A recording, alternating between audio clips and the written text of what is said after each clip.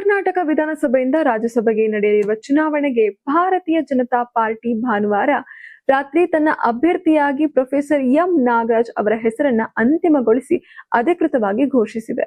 ಇನ್ನು professor M Nagaraj ಅವರು ದೀರ್ಘ ಶೈಕ್ಷಣಿಕ, ಸಾಮಾಜಿಕ ಹಾಗೂ ಸಂಘಟನಾ ಸೇವಾ ಹಿನ್ನೆಲೆಯುಳ್ಳ ಹಿರಿಯ ವ್ಯಕ್ತಿಯಾಗಿ ಗುರುತಿಸಿಕೊಂಡಿದ್ದಾರೆ. ಇನ್ನ ಕರ್ನಾಟಕ ಬಿಜೆಪಿ ಜಿಲ್ಲಾ ಕಾರ್ಯಾಲಯ ಭವನದ ನಿರ್ಮಾಣ ಸಮಿತಿಯ ರಾಜ್ಯ ಉಸ್ತುವಾರಿಯಾಗಿ 2016ರಿಂದ ಇಂದಿನವರೆಗೆ ಅವರು ಸೇವೆಯನ್ನು ಸಲ್ಲಿಸಿದ್ದಾರೆ.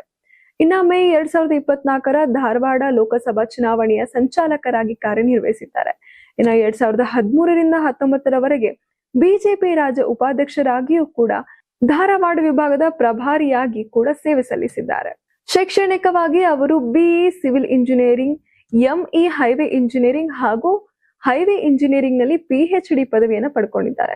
ಇನ್ನ ಬಾಲ್ಯದಿಂದಲೇ ರಾಷ್ಟ್ರೀಯ ಸ್ವಯಂ ಸೇವಕ ಸಂಘದ RSS ಸ್ವಯಂ ಸೇವಕರಾಗಿ ಸಕ್ರಿಯರಾಗಿದ್ದ ಅವರು ಕಾಲೇಜು ದಿನಗಳಲ್ಲಿ ದಾವಣಗೆರೆಯಲ್ಲಿ ವಿದ್ಯಾರ್ಥಿ ನಾಯಕತ್ವದಲ್ಲಿ ತೊಡಗಿಸಿಕೊಂಡಿದ್ರು. ಅಖಿಲ ಭಾರತೀಯ ವಿದ್ಯಾರ್ಥಿ ಪರಿಷತ್ ABVP ಕರ್ನಾಟಕ ರಾಜ್ಯಾಧ್ಯಕ್ಷರಾಗಿ ಕೂಡ ಸೇರಿದಂತೆ ವಿವಿಧ ಪ್ರಮುಖ ಹುದ್ದೆಗಳನ್ನು ನಿರ್ವಹಿಸಿದ್ದಾರೆ. ಇನ್ನ 1997ರಿಂದ ಸೇವಾ ಭಾರತೀಯ ಟ್ರಸ್ಟ್ ಹುಬ್ಬಳ್ಳಿ ಸಂಸ್ಥಾಪಕ ಟ್ರಸ್ಟಿ ಸದಸ್ಯರಾಗಿದ್ರು.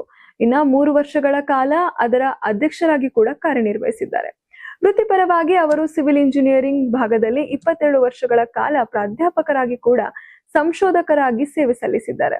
2006ರಿಂದ 2012ರವರೆಗೆ ಕರ್ನಾಟಕ ಲೋಕಸೇವಾ ಆಯೋಗದ KPSC ಸದಸ್ಯರಾಗಿದ್ದು, ಜೊತೆಗೆ 1999 ಹಾಗೂ 2000ರಲ್ಲಿ ಕರ್ನಾಟಕ ಸರ್ಕಾರದ ರಸ್ತೆ ನಿರ್ವಹಣಾ ಸಂಬಂಧಿತ ಕಾರ್ಯಗಳಲ್ಲಿ ಸಹಭಾಗಿಯಾಗಿದ್ರು ಎಂದು ಹೇಳಲಾಗ್ತಾ ಇದೆ.